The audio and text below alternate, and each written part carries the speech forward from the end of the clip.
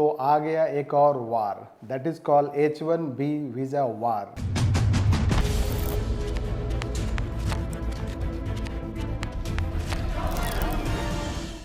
By US government.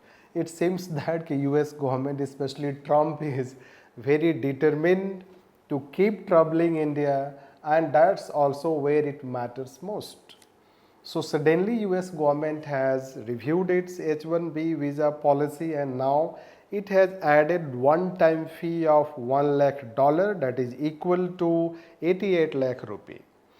Basically, they have done to protect their own domestic workers so that they can have a very high cap, and that would allow only those people to work in US companies on non-immigrant, let's say, visa, and that, let's say, will save their domestic workers, those who have highly skilled, and that is how, let's say, US government has brought it to save employment for its own people.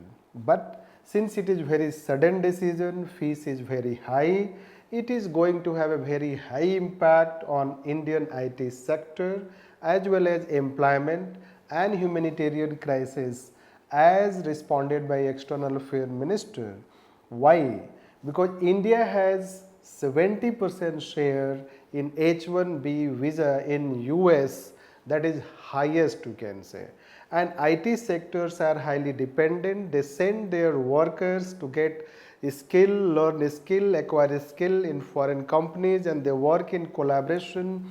In fact, they have also their office in those countries, and therefore now their hiring practices would be badly affected.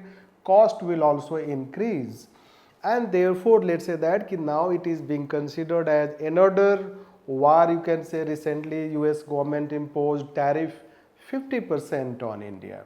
So it seems that one after another US government is trying to trouble India. We do not know what Trump government wants to get out of that, but what we think is that any long-term strategy should be to reduce reliance, because you can imagine that India has 70% share, it means other countries have less share.